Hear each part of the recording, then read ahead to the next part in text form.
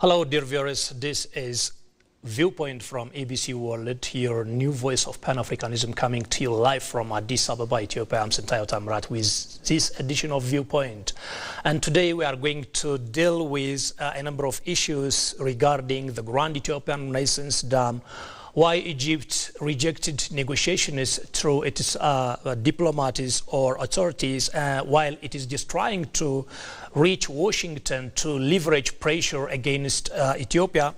And also Egypt is just showing conflicting interests with the Egyptian President El-Sisi, saying we have no problem with Ethiopian brothers, and Egypt will take every legal measure to stop Ethiopia from unilateral action, as this has in fact been a decades-long threats from the Egyptian side. And also the Abai or Nile river hydro-diplomacy that has come for decades, and Ethiopia's role in this hydro-diplomatic effort is, and for whose benefit has Ethiopia been demonstrating unwavering effort in the hydro-diplomacy. And I'm joined here in the studio by Engineer Teferra Bayena, who is advisor on transboundary water resources at the Ministry of Water and Energy. Thank you so much for joining us, and do stay tuned. A very warm welcome to you, Engineer Teferra. Thank you. So today we are going to raise a range of issues, and Engineer Teferra, would you please give us some key breakthroughs on the hydro-diplomacy efforts and achievements over the Abai or Nile River? One of the achievements and breakthrough of the sustained Ethiopia's hydro-diplomacy on the Nile is that the ratification of the Nile Cooperative Framework Agreement by 6 member states and coming into effect. So this is a major breakthrough. Ethiopia has been relentlessly working on this for decades.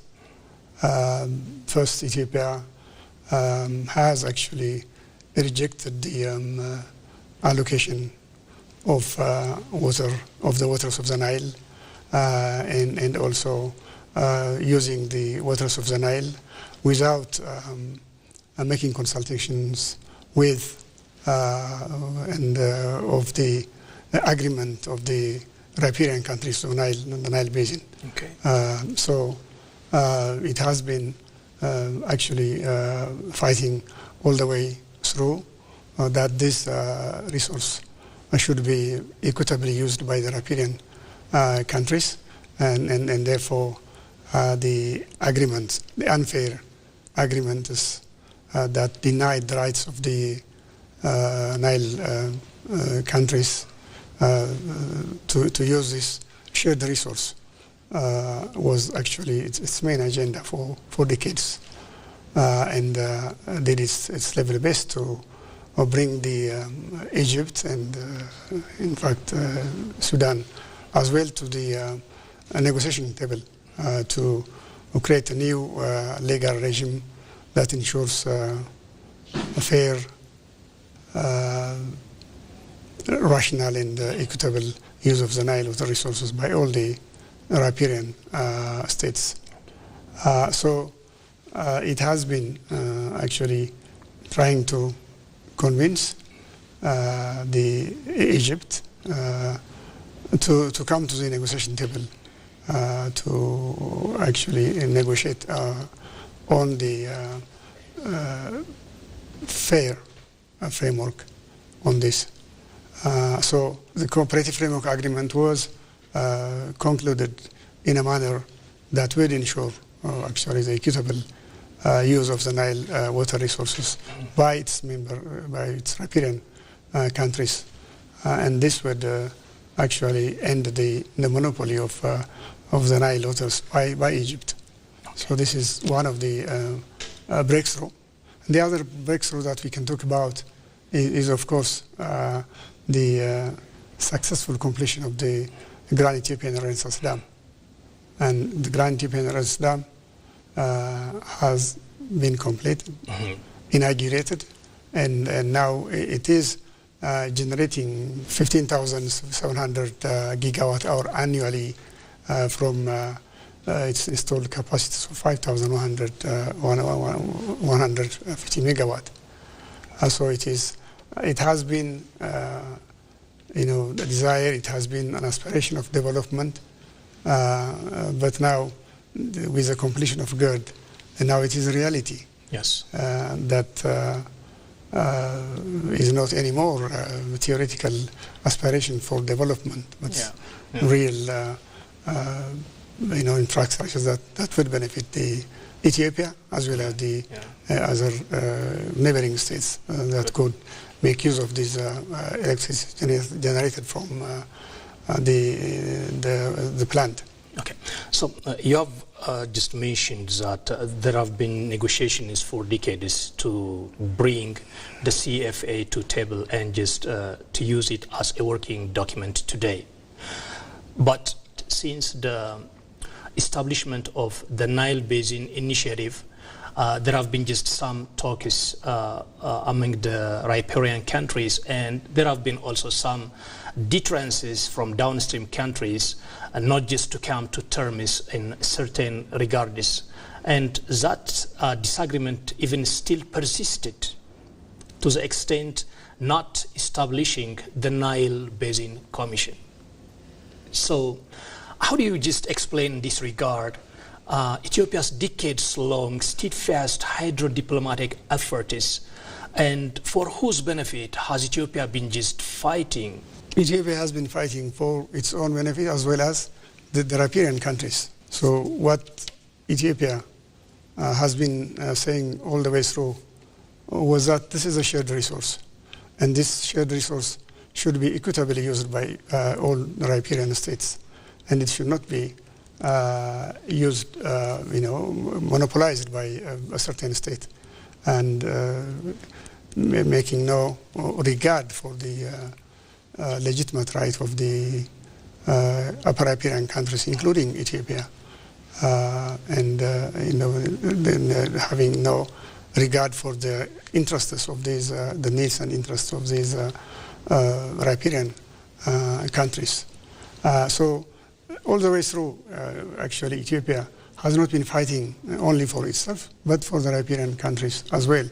If you look into the official, communique in 1956, while Egypt was planning to build Hayaswan Dam, and while discussion was going on between Egypt and Sudan on the allocation of water, without, of course, consulting the other riparian countries, was that Ethiopia was saying that it really made it clear that Ethiopia would not accept this. This is a shared resource, and we should discuss, and we should be consulted, and also establish a legal regime that will ensure the fair and equitable use of the Nile waters by the core riparian states. And the aide-memoire also followed in 1957. The message was the same. And in fact, when Egypt was also trying to divert the water resource of the Nile into the Sinai desert, also the provisional military government had a memorandum saying that you cannot do this alone. You need to consult with the riparian countries, and we need to make sure that the riparian countries agree with water allocation. So Ethiopia has been actually fighting for fair and equitable use of the water resource by all the riparians of the Nile. That's really nice. And just there have been some challenges, or let me say, some major actors in challenging the negotiation process over the decades in the past. And why have they been just trying to block or obstruct the negotiation phases as well as the Grand Ethiopian Renaissance Dam negotiation itself? I think the main problem and challenge here is that the Egypt's belief that the whole flow of the Nile belongs to it. And so this is the problem. And so the reason that they actually frustrate the negotiation, or the kind of position that they took on the negotiation, is that to protect the unfair existing status quo, so that the other member states cannot use or cannot come up with a water allocation agreement that would be fair and of course will challenge the status quo. If you take the 1959 agreement that essentially divided the entire flow of the Nile water between the two, and the 1929 agreement have a veto power on any development upstream. So they want that status quo be protected, and they did, of course, develop the resource, even diverting it outside the basin, outside the basin, transfer to the Toshka desert, to the Sinai desert, and also to the western Delta desert. So in a very attempt, just Egypt has to develop, to enjoy development for the prosperity of its people and the country, but other riparian countries need to be denied this. Yes. And also they are just trying to exercise again this day, this very day, Africa is just trying to liberate itself from economic neo-colonialization. But Egypt is just trying to stick there with even some of the agreements were not just signed by Egyptians themselves. It was the UK that signed the agreements to Egyptians. And is that possible just to run this kind of mentality with this very Pan-African spirit is just pervading throughout Africa to emancipate themselves from economic neo-colonization? Is that really possible just to stick on those colonial time agreements? I don't think it is possible. In fact, as soon as these African member states whose name that this agreement was signed with Egypt, denounced it, said they will not be bound by it. And they said, if Egypt or any other state wants to consult, to discuss on this issue, we can discuss and we can negotiate, but will not be bound by the colonial treaties. Ethiopia was not really party to those agreements, but still does share the spirit and the concern of the other member states in whose name that these unfair agreements were signed between the colonial power in Egypt. Yeah. And they, as I said, they have really denounced it, that they will not be bound by it, and Ethiopia will not accept this. And any unfair agreement, be it colonial or post-colonial agreements that will not respect the legitimate rights of the riparian countries on this shared resource. This was Ethiopia's fight, in all those decades that you referred to, actually. So this is not fair, and this is why actually Ethiopia had been pushing for nullifying these agreements and coming with a new legal regime that nullifies this and ensures the equitability of this shared resource for all riparian states. Well, Engineer Tefera, I know that you are just one of the negotiators in the hydro diplomacy of particularly the Grand Ethiopian Renaissance Dam. And how has Ethiopia managed overcoming the challenges and the pressures over the decades? The first effort by Ethiopia was to bring the Egypt to negotiate on these unfair agreements and of course to make it clear that Ethiopia cannot accept this kind of agreements, and it would develop its resources for the, to meet the needs of its people, be it, for agriculture or for hydropower development to power the economy, its economy. Ethiopia actually did this hydro diplomacy to influence the other member states, and even including Egypt, to come to the negotiating table. On the pre-NVIDs, there were initiatives, but those initiatives were just on collecting data information and sharing information, and mainly to serve the purpose of the downstream countries. And Ethiopia has not joined those initiatives because that Ethiopia did not believe that those kind of initiatives cannot really solve the problem, while this unfair agreement is there in the room. So it has actually even, of course, Ethiopia could not afford to move away from the forum that would discuss the Nile issue. So Ethiopia joined as observers in almost all of those initiatives, be it the Hydromate that was started around 1967, and the Take on Nile and the Undugu. And while being an observer, it really did inculcate this notion of the need to have a new legal regime on the use of the Nile water resources. And apparently, even Egypt and Sudan was convinced to come into the negotiating table to negotiate a new legal framework. Okay. So the negotiation started on the framework.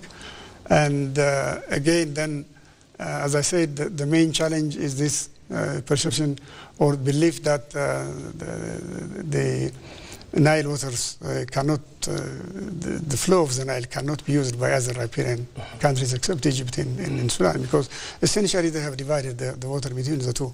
And so in these, there were a number of provisions that would actually compromise the interests of the upper riparian countries, and they have the implication of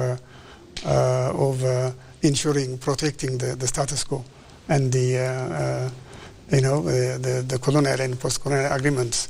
So, particularly in the first years of the negotiations, which I was not, of course, part of it, but was that Ethiopia was in a way alone, on some of the articles. But of course, there was at least one kind of agreement or common position by Ethiopia in the other riparian countries. That is the relationship of these the existing agreements and existing uses to the new Nile Cooperative Framework Agreement. That the existing agreement shall be null and void, if they are inconsistent with the present framework agreement. Of course, this was one of the issues that Egypt and Sudan did not agree with. They said, no, this agreement should have with no prejudice to the existing agreements. Means that it should respect the so-called historical rights and uses. 1929 and 1959, and existing uses, actually. On this, there was a common position by the upper riparian countries. And later on, it was, perceived that this negotiation came into a kind of deadlock because the upper riparian countries could not accept the colonial and post-colonial agreements, and Egypt and Sudan would not leave that, and they want to be respected. So when there was the introduction of water security, replacing the existing agreements, the provisional existing agreements, and then there was was not really a common understanding on this. And, the facilitators actually did include in the obligation part of the water security article that respecting the users, recognizing the users and historical rights of Egypt and Sudan. And this Ethiopia right away rejected this notion. But they were actually trying to isolate Ethiopia because since there was no common understanding among the negotiating parties, particularly among the riparian countries also, they thought water security was a solution for the problem. And the idea was to be silent about existing agreements. Okay. But being silent with the existing agreements, the rights in the status quo came, to this provision. And this was a challenge. And Ethiopia had to, draft alternative texts, to make sure that the equitable use of the riparian countries are respected. And it did a lot of hydro-diplomacy and shuttle diplomacy among the riparian countries, and to make them really understand the implication of these provisions. And the alternative texts prepared by Ethiopia were really accepted, and they, again, there was a common kind of position by the upper riparian countries, and it was in whatever form these respecting or recognizing the existing uses and the rights have come. They will not go away from it.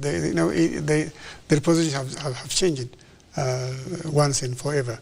And not only on the water security article, but on the other articles also have a bearing on the equitable use of the upper riparian countries. They have the same kind of position. So it has changed. So Ethiopia did manage to solve the problem and resolve the challenge that was posed on the negotiation. So this is one thing.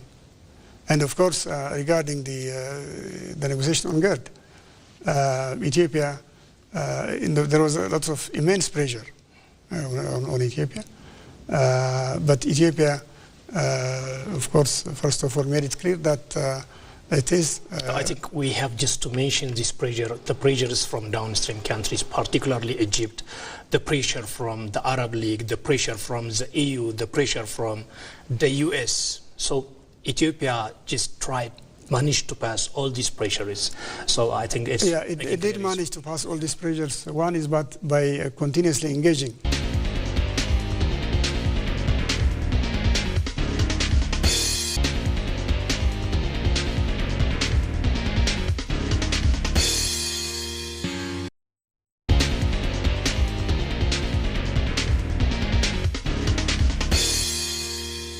Ladies and gentlemen, the voice of Pan-Africanism coming to you live from Addis Ababa, Ethiopia. I'm your host, Binyam Alamayo, as always joined here in the studio for a special treat of the weekly Viewpoint by my colleague and analyst Sintayo Tamrat. A very warm welcome to the show, Sintayo. Thank you, Binyam, for having me here. So this week, as in the past several weeks, we'll be unpacking to you a very important topic. We'll be dwelling at length on the Red Sea's importance and Ethiopia's significance in it. So this episode will unpack issues related to the Red Sea. The Red Sea, as you very well know, is a vital global corridor facing rising geopolitical and geoeconomic shocks due mainly to shifting power balances as well as very declining international order. So Ethiopia is re-embracing geography. It's also recognizing the Nile and the Red Sea as existential pillars of its security, prosperity, as well as diplomacy. Me and my colleague, Sintayo Tamrat, will reflect on each and every one of these aspects of the Red Sea, expounding them further. So without further ado, let me now cut to the chase and invite Sinte to shed some lights on the Red Sea's significance globally and in the Horn of Africa in particular, because it's a very important strategic waterway connecting Africa to the Middle East, and its significance to Ethiopia because Ethiopia owns the Red Sea. It's just a matter of history and a matter of some kind of historical error committed by the likes of the TPLF that Ethiopia lost its status as a coast state, but otherwise Ethiopia should have owned the Red Sea. So let's first begin by discussing the Red Sea's significance globally and for the rest of Africa. What can you tell us about that? Well, thank you, Binam, again. Just so when we see the global importance of the Red Sea, it is just a critical maritime corridor for the Mediterranean, Indian Ocean, the African continent, the Middle East, and just central to the global trade. So it means just a lot for the global import, export, transportation, and the global trade, and obviously for the global economic growth. And also the safety of the global trade. This is just central. So maintaining the peace, the order, and the well-being of the Red Sea is quite important, particularly for those countries in the Horn of Africa, Central Africa, or just other parts of the African continent, as well as those, let me just say, clients who just either import or export their commodities across the Red Cross, the Red Sea, the Red Sea.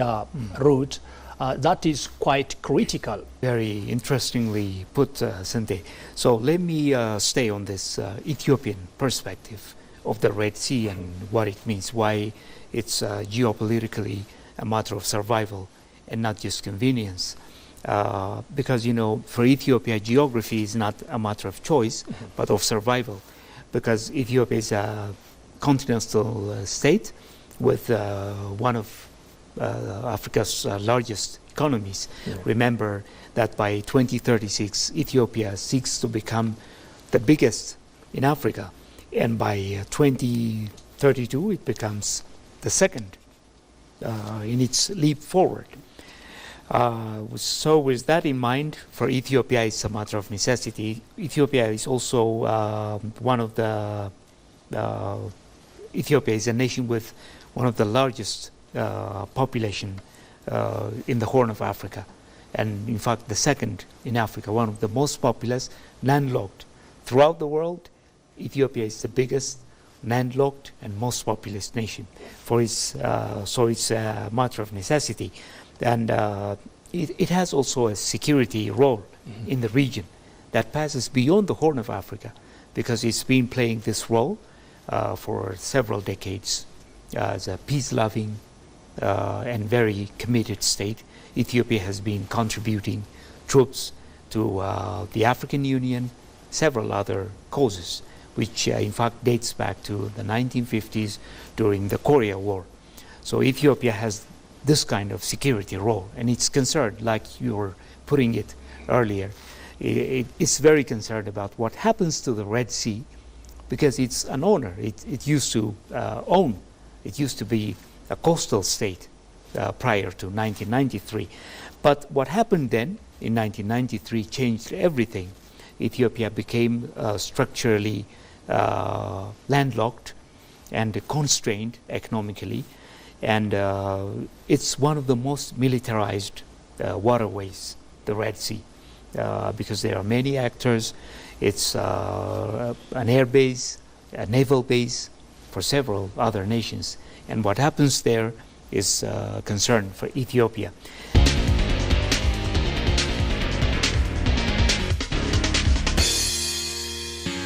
So another point is just security. It is a huge security importance for some major global actors. In fact, also for the regional countries like Ethiopia, Somalia, and also Eritrea, Egypt, and many more, Djibouti. And also the other shore of the other side of the Red Sea.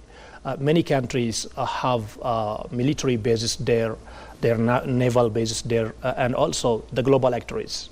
Whether you say the Russia, the US, Japan, the Turkey, and so many countries have their naval bases and some military presence in and around the Red Sea. In the eastern side of the Red Sea. See? So that shows there is a kind of attraction to the Red Sea. It is a geopolitical significance. There is huge attraction to this area by the global actors, you see. So it is quite important for the overall global community who have concerns from Ethiopia to the US, Russia, India, China, and many more. So when we come to the Ethiopia's regional centrality in this regard, let's see some natural thing. Ethiopia is only 60 kilometers away from the Red Sea, whereas countries like Japan are quite far from this. So it is just naturally close to the Red Sea. And given Ethiopia's 130 million people, over 110 billion USD GDP of the country, and Ethiopia is just one of the emerging economies, and the country is now just launching and has launched many projects, mega projects that can transform the country, also the regional countries. So when we see this, Ethiopia's centrality to the Red Sea is quite evident. Another important point, as I mentioned earlier, is that naturally Ethiopia is positioned in this location. The Red Sea was part of Ethiopia, and Ethiopia is just aspiring to do that, to regain that. And we will just try to come to that later. And another important point is history. When we see history, I'm just telling you, Binyam, a history of the first century, the Aksumite kingdom, first AD, I'm just telling you. Oh, yeah. Okay? So it is just this time that Ethiopian history quite interlinked with the Red Sea has been scriptured. Okay? So it is just this history that Ethiopia is reclaiming. When Aksum flourished. Good. So Ethiopia's regional centrality is historic.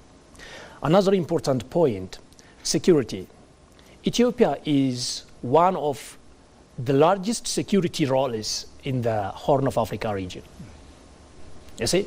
So only through land, maintaining the Eastern African or the Horn of Africa region, regional security may not be possible in the coming years, because just piracy, for example, terrorism, for example, in fact, piracy is just the extension of terrorism, and so piracy has different forms. One of these forms, it might just use yachts or just smaller boats or so to launch drone attacks. Oh, sure.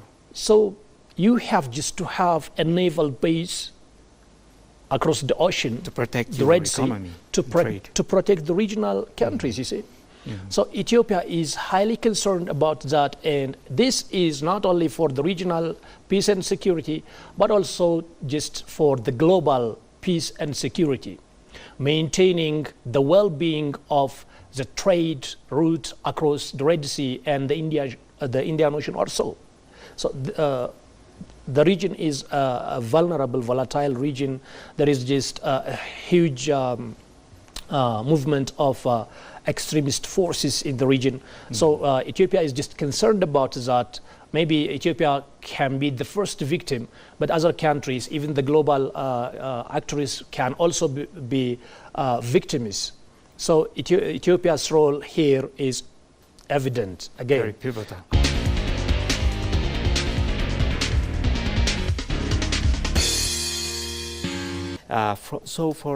From an Ethiopian strategic point of view, exclusion from the Red Sea is not just an economic inconvenience. Yeah. It's more. It's like you're vulnerable, naturally, politically, and existentially. So it affects you because we're talking about trade costs. What happens if the Djibouti port comes to a standstill, through which 95% of your trade, your import-export passes? It's like you don't exist. Yeah. You don't have a choice.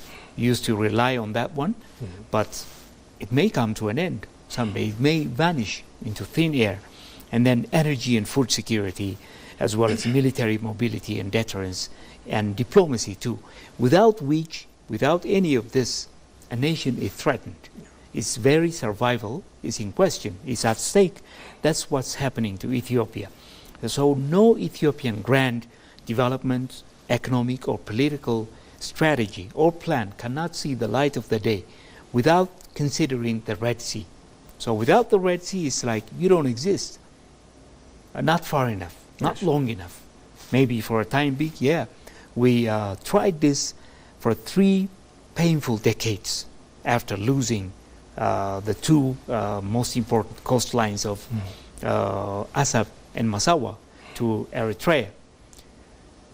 But now we're becoming even more constrained. Let me put here one point clear. What if there is just a fire play between the major actors that have control over the naval base along the long sea coastline in either sides? It's very likely to happen. Yes.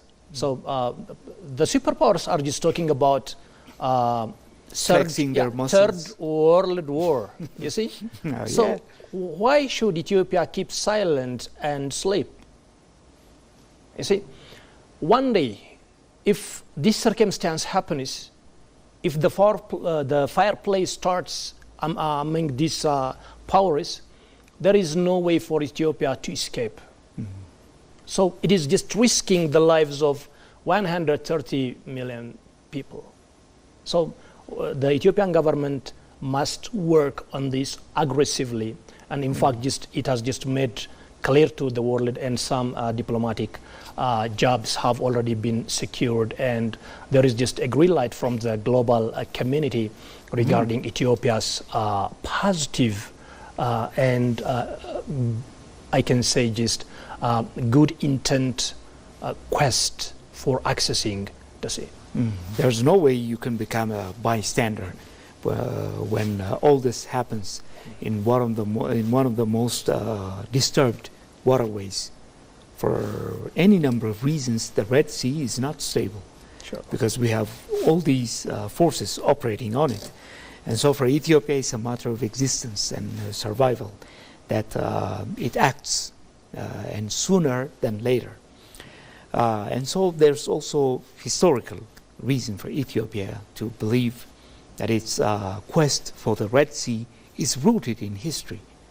We're talking about what happened at the time of Aksum, one of the most flourishing states, which thanks to its consistent use of Port Adulis, used to grow and flourish. Its international trade made Ethiopia a mighty state to consider. At the time, we're talking about first AD, right? But not anymore. By 1993, it looks like everything came to a crushing halt, and we're trying to change that one. The loss of coastal access to Eritrea, which happened in 1993, caused Ethiopia an economic contraction, which still is the case with this Horn of African nation. Also, geopolitical marginalization, something which I'll dwell on next. And successive Ethiopian rulers have been trying, without success, to make sure that maritime outlet is gained back to Ethiopia. And from this perspective, Ethiopia's quest to the sea is restorative. It's not expansionist. Ethiopia is not to expand on the Horn of Africa and make sure that it regains it. For it, it's a matter of restoration, because it used to own it back in the days. It's about reclaiming your strategic balance through historical disruptions, something which you lost through historical disruptions, colonial legacies, and post-Cold War realignments.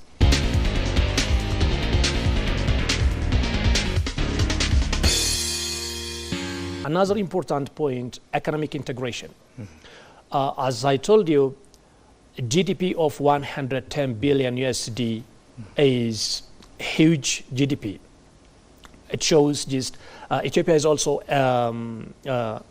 emerging economy, one of the few emerging economies in Africa. Ethiopia is one. With this and the Ethiopia's ambition for regional integration and just the launch of the African Continental Free Trade Area, such scenarios, such contexts give rise for Ethiopia to secure access to the Red Sea. You see, another important point that makes Ethiopia central to the Red Sea is that Ethiopia is the energy hub.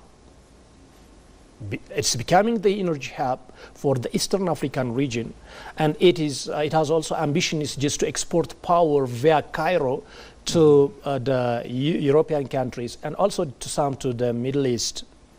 You see? So with this ambition, the country wants to have a secure Red Sea access, a sovereign, secure Red Sea access that can just benefit the entire region and also create some sort of cooperation with the Middle East and also the European countries in this regard. And again, most importantly, Ethiopia is a country who has 5 transboundary waters. The Abai or the Nile, the first one, which has much researched history, written documents, and the world knows more about this. But Ethiopia also has just some 4 rivers just going to downstream countries, including Kenya, Somalia, and also to the South Sudan. Hence, with this, Ethiopia is just interlinked with the regional countries. So the safety of the region, the economic integration of the region, the well-being, the prosperity of the region is interlinked with this Red Sea. Okay? Whether you can just say the power dynamics across the Red Sea, the economics across the Red Sea, or so, it is just much interlinked with Ethiopia, who is just central to that, and also as a major actor in the Red Sea. This is what I can say. And also, you can see just the interlink between the Horn of Africa and the Middle East, as well as the dynamics between the two. There is just economic investment. You can just trace what has happened with the Saudi Africa Business Forum. Okay? So with that, just Saudi promised just to invest huge amount of money to in the African business market. You see, there are also some other countries that have much interest in investing in Africa. So there is just huge economic interdependency with the Horn of Africa region and also the Eastern or the Middle East countries. And there is a huge demographic pressure and security concerns which bind both regions, which means that instability in either side of the shore of the Red Sea or the other ocean related with the Red Sea will mean a huge harm to the other. You see? So the peace in either side, the prosperity in either side will mean just a prosperity on the other. Yeah, so they are just interconnected this way. Something that arises here, for example, just the conflict in the eastern part of the African continent might just also destabilize the other part of the country.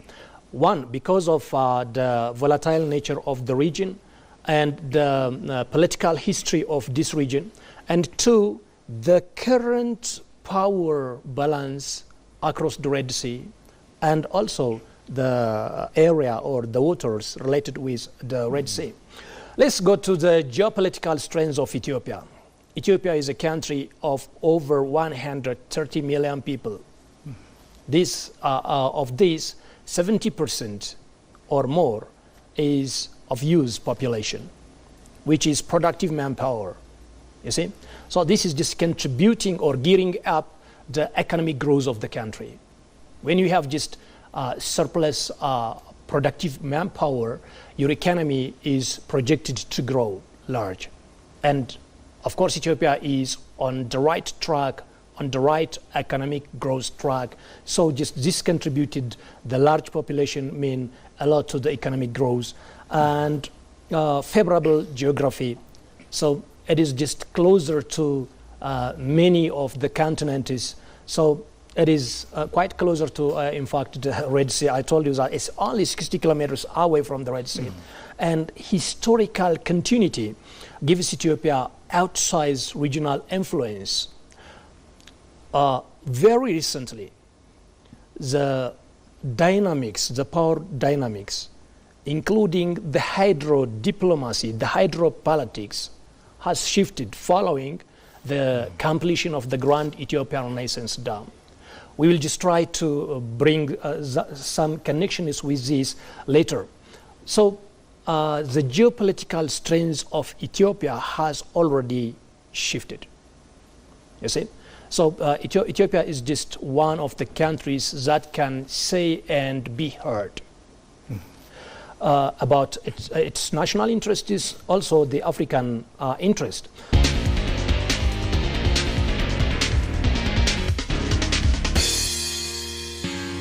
And then there's the Egypt factor, which I believe you'll be going into further during your next session. But for me, let me reiterate for the time being that from an Ethiopian point of view, Egypt's Red Sea posture is not neutral.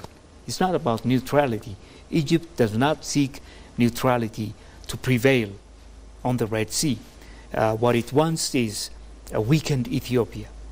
And for that, it works closely, hand in gloves with Eritrea. What Egypt wants is strategic containment. So for Ethiopia to remain a passive and weak state. That's what's happening in Cairo. So three main strategies adopted by Egypt. One is the littoral centricism. Okay. By littoral, what we mean is the coastal states. There are now coastal states like Eritrea, but there are others like Ethiopia who, thanks to historical misfortune, have found themselves in one of the least, within the list of non-coastal states. So Egypt wants to use this to legally and politically exclude Ethiopia from the Red Sea politics. And then bloc building. Bloc building is what you just referred to. Working in alliance with Eritrea, while at the same time excluding Ethiopia. As far as the Red Sea institutions are concerned, Egypt does not want Ethiopia to become even an observer. The status of an observer is not allowed for Ethiopia. It just wants to remain passive. That's what Egypt seeks as far as Ethiopia is concerned. And then geopolitical linkage, treating the Nile and the Red Sea only as theirs, and a theater of pressure to limit Ethiopia's role. So Egypt's analysis as far as, Ethiopian analysis as far as Egypt is concerned is that it does not seek the Red Sea to be stable. It prevents Ethiopia from translating its dreams into reality, demography, economy, hydrological power, and maritime and geopolitical influence are all melted into the sea unless your quest to the sea is restored.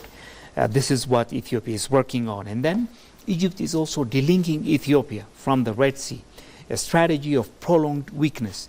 Ethiopian politics interprets Egypt's actions as one in which there's an attempt to lock Ethiopia into permanent hinterland status by keeping Ethiopia dependent on port of Djibouti, and then rising cost of trade in which you are constrained. Also restricting naval and maritime security, which Ethiopia will not gain as far as Egypt is there and as far as your quest is not entertained. And then weakening Ethiopia's ability to act as a regional security provider, which Ethiopia has been to this day. And so from a strictly Ethiopian point of view, the way I see it, this strategy seeks to convert geography into a political weapon as far as Egypt is concerned, because it ensures that Ethiopia remains internally focused, economically constrained, and diplomatically reactive to whatever happens and comes.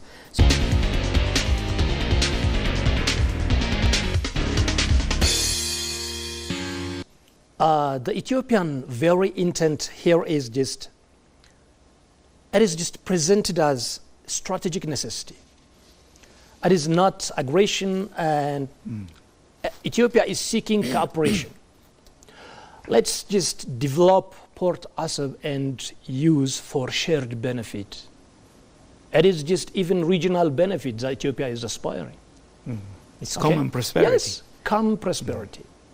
For the Eritrean people, it is great opportunity. It's never a threat. You see? The threat comes when the Eritrean regime tries to ally its national interest with Egyptian interest. Let me say it in a very good way. When the Egyptian interest, which is always hostile and will continue to be hostile with Ethiopian interest, is just coming through the Eritrean national interest. That is why Eritrean people are just lacking the prosperity because of the vested on interest of Egypt. On Eritrean national interest. So my core conclusion here, Binyam, is that Ethiopia's history, natural presence, geography, and also legitimacy of the quest to accessing a sovereign and direct access to the Red Sea thrives when connected to the sea. Okay, becomes or be ensured when Ethiopia will be reconnected to the sea. So access to the sea from the Ethiopian perspective is portrayed as existential for its future stability and strength. In fact, for regional and global benefit.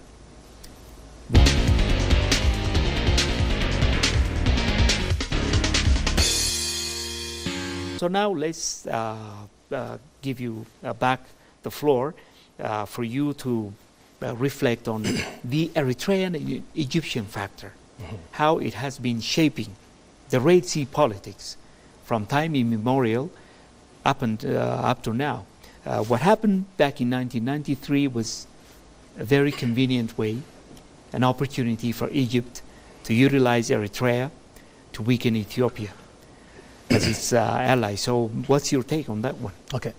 So you're just mentioning 1993 as a starting point for Egypt just to weaken Ethiopia. Egypt has been trying. It's been there, yes, even in the 1860s. Weaken Ethiopia by, first of all, by destabilizing. Second, by just detaching Ethiopia or isolating Ethiopia diplomatically from the major actors. But the presence, just the geopolitical presence of Ethiopia does not allow superpowers to do so. And also Ethiopia's will and international cooperation could not allow the other countries just to drop themselves to the Egyptian side.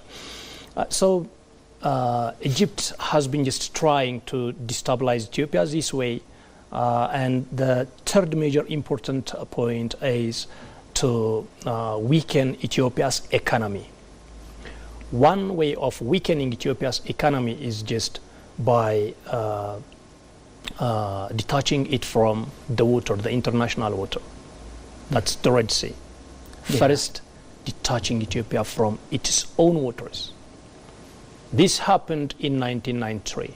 But before that, long before that, Egypt has been just for a century doing that.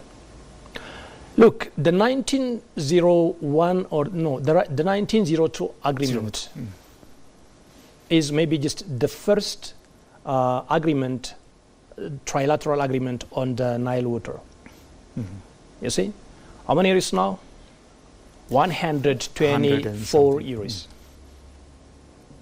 So before this moment, Egypt has been just trying to weaken Ethiopia, even by denying development from its own resources, from own God-given Ethiopian resource. You see? So, and then the next water is the Red Sea. Egypt, after a long time, after arming the two rebel groups who once wanted to form a great alliance in the African continent and become the greater Tigran region, have now just acted separately as both actors or just leaders of the EPLF and the TPLF came to lead different geographies of the same country called Ethiopia, Eritrea and Ethiopia. So it is just the Egyptian government that instigated, plotted the very assumption of making or just forming the greater Tigran state. Yes, the separatists, and then this separatists, colonial yes, aspect. Supplied military equipment, financially helped them and gave military training grounds and also headquarters for them. Just mission offices in Cairo, just to form or establish international relations, you see. So Egypt was there from the very beginning to weaken Ethiopia, to destabilize Ethiopia, and just to form maybe 7-8 Ethiopians. Just divided if Ethiopians. Possible, yeah. But this may not be possible because God created Ethiopia to remain united. Amid all these challenges, Ethiopia and Ethiopians remained united despite their differences. So, to come to your point, which is the Eritrean and Egyptian factor, let me just start it with the Eritrean factor. And the Eritrean factor is tactical alignment and strategic convergence. With the tactical alignment, first of all, Ethiopia does not just see Eritrea as inherent adversary, but views Eritrea's alignment with Egypt as inherent adversary. And the alignment is, just the Eritrean and Cairo alignment is tactically motivated by the regime's security concerns. You see, Egypt had the major security concern when it comes with Ethiopia, much of which is orchestrated, and that years-long security concern from Cairo is now just propagated to the Asmara regime. You see? So that is why the Eritrean and the Egyptian governments have allied tactically. And strategically, it is just convergent. Converged. It is a short-sighted vision that the alliance between the two countries have, because as a long term, the Red Sea stability requires inclusion, not exclusion. What does it mean just excluding Ethiopia, which has historic right, legal right, natural right to accessing the Red Sea, and just bringing to the Red Sea countries from the Far East, the Middle East, the Western Bloc, and so on. Which is better for you? Even if you even just make partnership on a kind of leasement and so on. You can lease to Ethiopia part of or just the entire Assab port for shared benefit. But the present, the Egyptian, Eritrean arrangement is that we have been witnessing this week and the previous week alone just exposes why Egyptian interest is just vested on Eritrean interest, the security concern. There is no trade for the Eritrean people just to fear Ethiopia, because just they see Ethiopian as their second home. There are just many Eritrean businesses here in Ethiopia. You see, Eritreans are just living as freely as Ethiopians here, just making life here. And not as foreigners. Yes. So there is no security threat for them. But it is just an inherited trait from the Cairo regime. That is why the Eritrean government is just paying a price, just denying benefits, shared benefits, and shared prosperity from the Ethiopian side. So this is just what I mean by strategically short-sighted or just strategic convergence, you see. The Ethiopian thinking holds that a Red Sea order built on denying Ethiopia cannot be sustainable and may ultimately destabilize both shores of the Red Sea.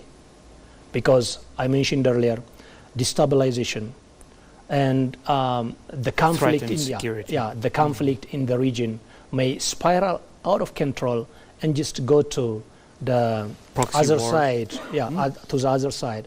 And another important point is just Ethiopia's counter strategy. At this very moment, we are just saying Ethiopia is reclaiming access to the sea.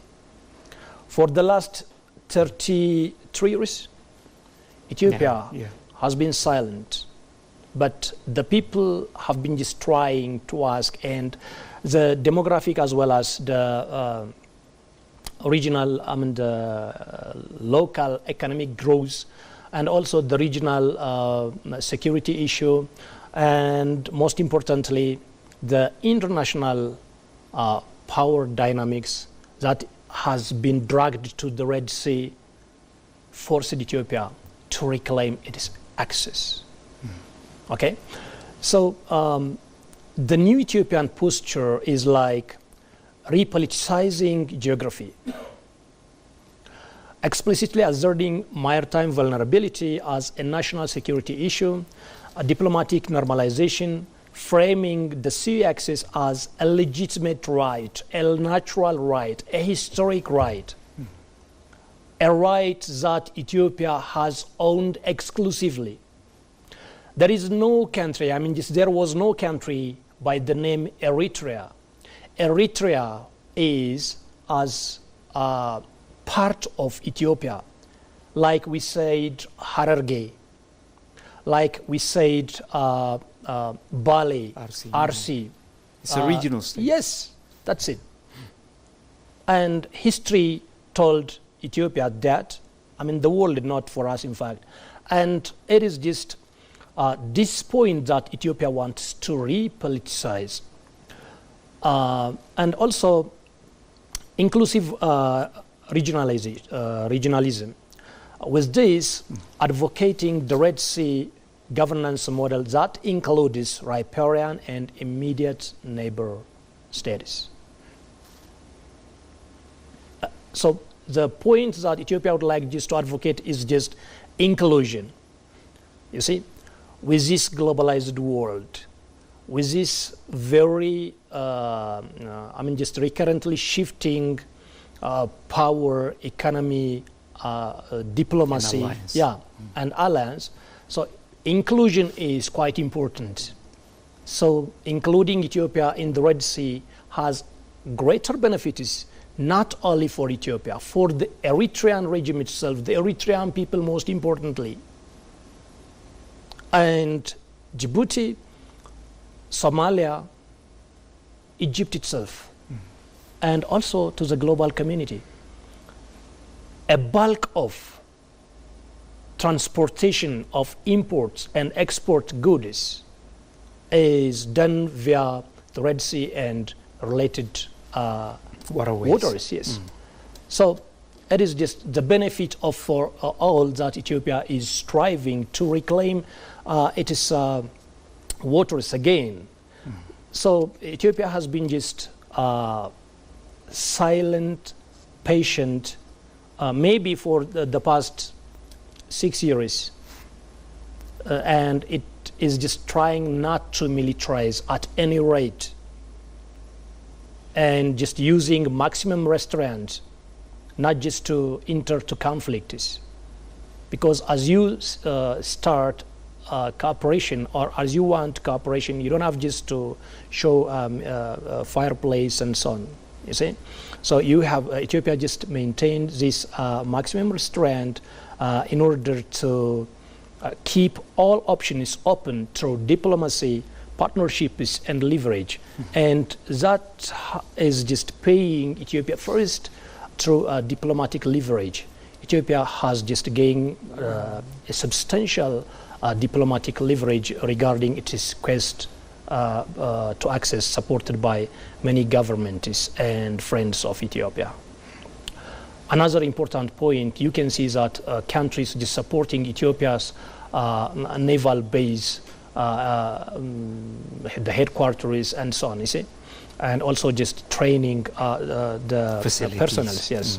So another important point, as I mentioned, is just the Red Sea as Afro-Arab communist, not a closed lake. From the Ethiopian point of view, Egypt's Arab Lake or coastal only framing is one, historically inaccurate. Let me just say it for the third time today.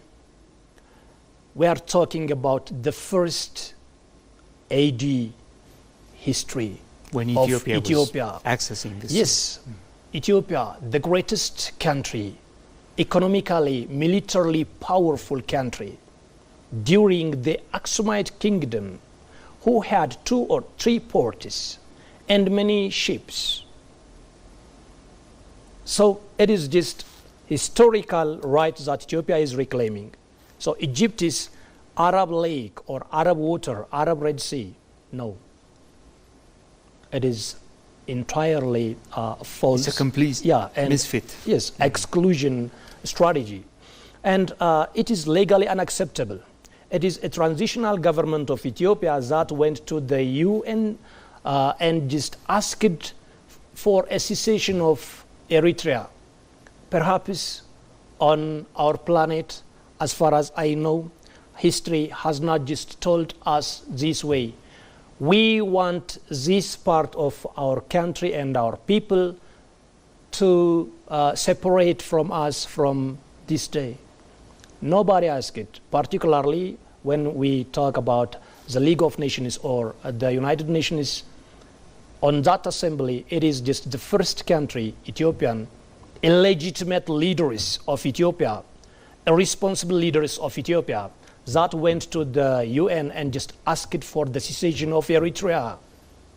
Without first consulting all the political actors in Ethiopia. And even being a legitimate government, without forming legitimate government. They came from the front, seized power from the Derg regime, and then did this very ugly history for them, for Ethiopia, for the region. So geopolitically destabilizing. Who will benefit if confrontation comes between Ethiopia and Eritrea? Who will benefit? Egypt. Mainly Egypt, from its standpoint. Yeah, from its standpoint, even economically, Egypt will lose because it may just supply some weapons to Eritrea, obviously. So it may not benefit. Egypt will not benefit. In the long run, it will not benefit. It will not benefit. One way or another, I can assure you that, Binyam, Ethiopia will access the Red Sea in a sovereign and direct manner. Ethiopia will do that. So there is just no excuse for Egypt that time. This is a new chapter Ethiopia is going to write. I told you diplomatic works may have been concluded. And about the preparation for a naval base, yes, Ethiopia has been aggressively doing on that. So a country will not build a naval base without accessing the sea. So it is just an assurance that I can just say you. This is what we can understand from what is going on in this country and also the interaction of this country diplomatically to other countries. So Ethiopia advances an alternative vision to the Egyptian Arab Lake. That is the Red Sea as a shared Afro-Arab trans-regional space to cooperate in any way, whether it is military, security, peace, counter-terrorism, or trade and investment.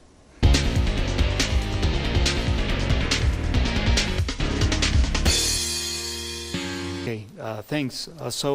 In course summary, let me reiterate that Egypt's policy is littoral only, or the coastal states only.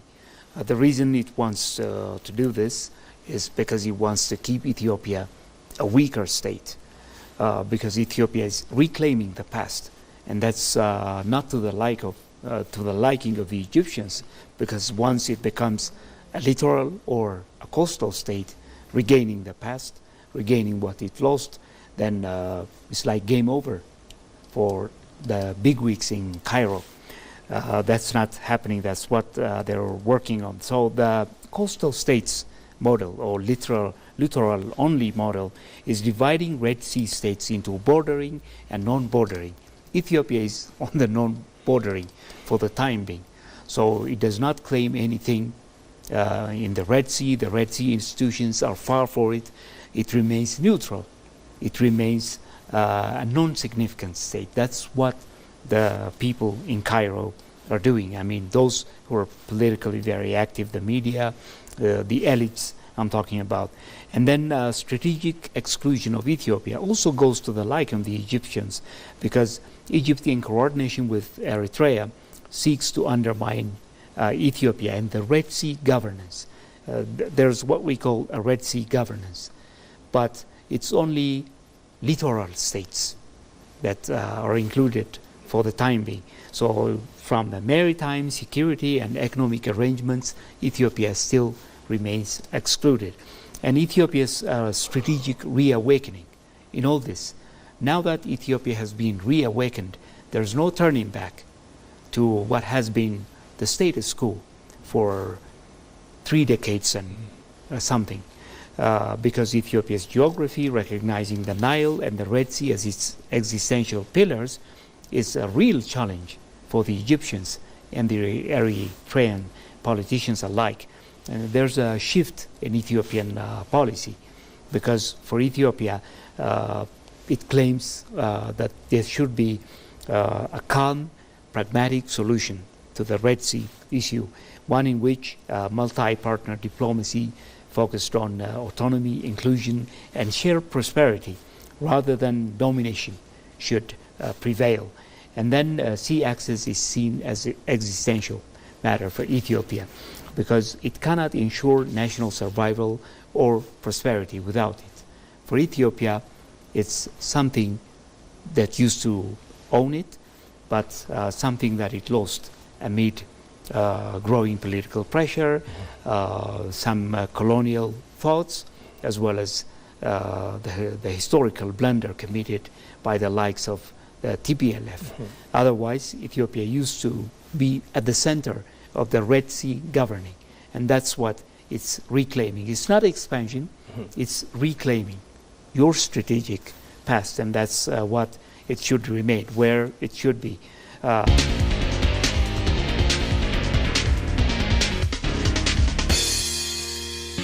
So with that, ladies and gentlemen, we wrap up today's session of Viewpoint, where we analyzed power politics within the Red Sea and Ethiopia's place in it, as well as the role played by Egypt and Eritrea to weaken Ethiopia strategically, diplomatically, as well as in several other ways.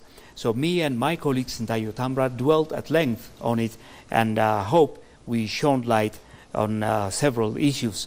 So this program is coming to you live from Addis Ababa, Ethiopia, and until next time, it's bye-bye from me and Sintayo. Thanks for being with us.